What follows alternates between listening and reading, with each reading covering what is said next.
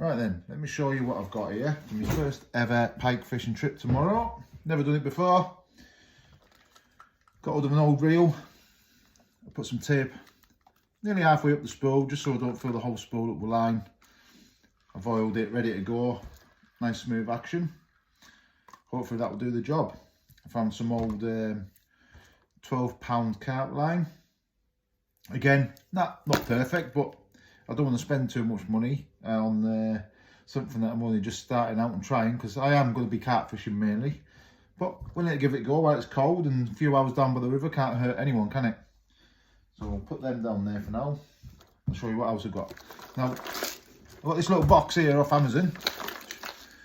You don't get anything in it, it's just a box, but it'll be perfect to fit in the rucksack that I've got in mind. And all I've got in here, as you can see, so far it's just a few lures, some wide traces. Again, all I've done is watch a couple of videos on pike fishing, and we'll see how it goes. You know what I mean? So that's it in there really. And then in the bottom section, I think the box only cost a tenner, something like that.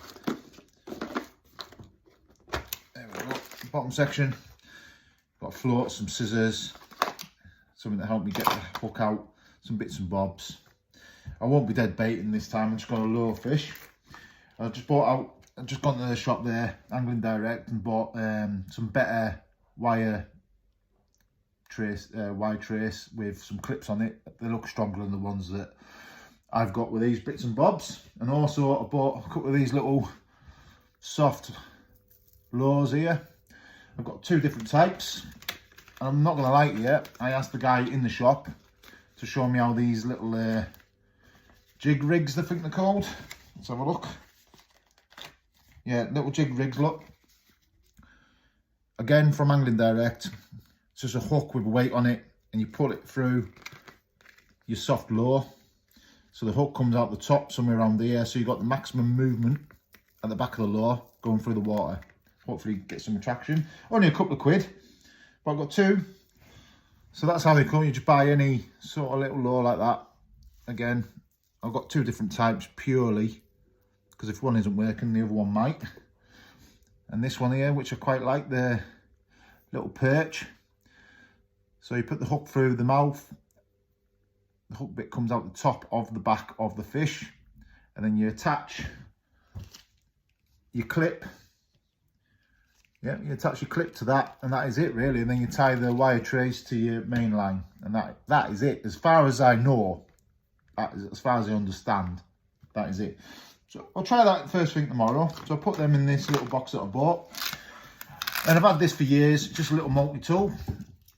It's only a cheap version. Used to get a Gerber back in the days when I was in the forces or whatever like that. But yeah, just a little, like, got little tools in there, you know. You never know when you might need something, a can opener or a little knife of some sort. So again, I'll put that in here with all these bits and bobs. Now, don't get me wrong, I know these are only small, but my mate who I'm going with tomorrow, again, he's a beginner as well. He's informed me he's got a long pair of forceps, which we'll need for pike fishing, along with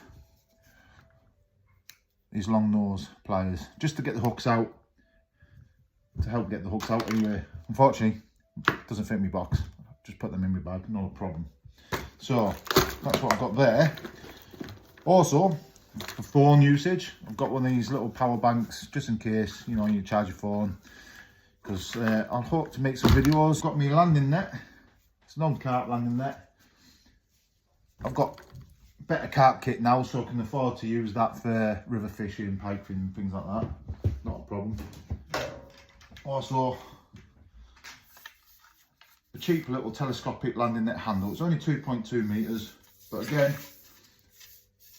I think for now it'll do the job. What else we got here?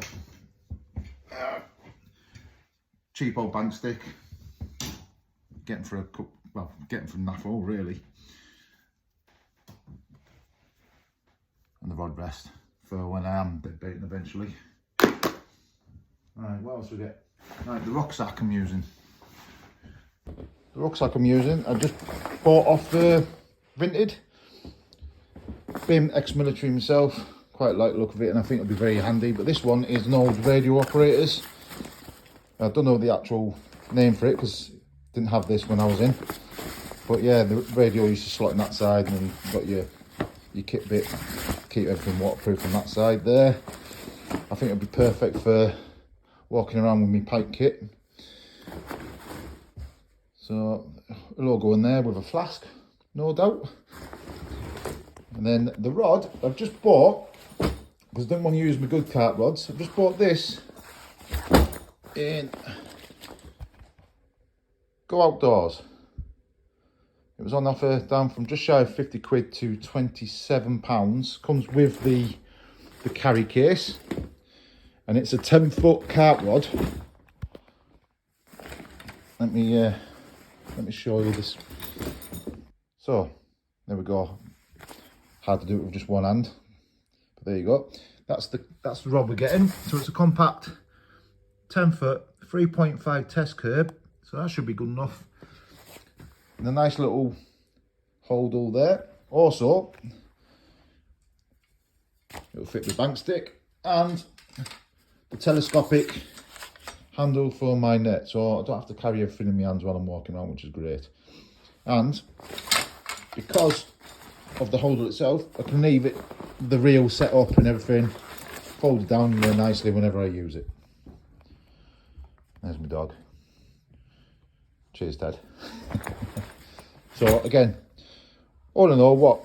So 20, 50, probably about 60 quid for all the stuff up.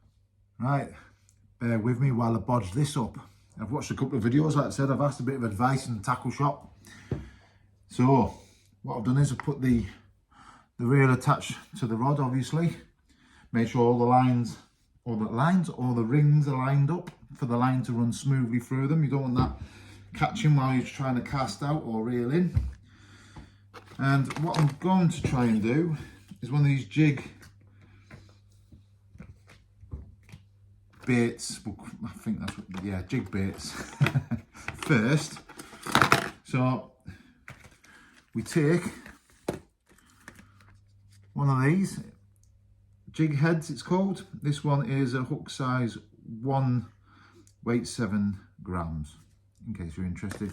It's only a small bait. Looks like a little perch, look, with a little tail there flapping about. Hopefully it'll attract any noise and movement in the water. So you go through the mouth of the bait, so the hook comes out the top there like that. Okay, so that should give a lot of movement after the hook. Okay, so we take that, put that down there for now, and we grab one of these leaders and follow the diagram, I guess. So it's a wire trace, because obviously pike, perch, sharp teeth, predatory fish. Okay, so we'll grab one of them. So this consists of a wire trace, 30 centimeters long. You get the swivel there that you attach to your main line, and you get the clip there, look, which allows me to change baits quickly. Okay, I've bought these ones, they're a bit stronger than the ones that came with some pre-made ones that I bought online for a couple of pounds. So we'll attach the swivel with a knotless knot, I reckon. I mean, I'm going to get told probably, hopefully, by people in the know that to choose a better knot and to learn to do knots, because I'll be honest with you, I'm still learning. Even carp fishing all these 5-6 years now, I'm still learning. But you know, it is what it is. So I'll tie this and I'll get back to you. So my embarrassing knot tying skills are not good enough for YouTube yet. Right, still learning, but there are plenty of videos online that show you how to tie it. There we go. I've gone for a not there's not. Got a little tag end there. I've pulled it. There's a lot of strength in it. Let's have a look there, see? So I've got about 30 centimetres wide trace. There's the bait of choice for tomorrow. So all we do is we take this clip here. I can't do it one hand, I don't think. Take the clip and basically clips onto there like that, and that is it set up as far as I know and as far as I can tell.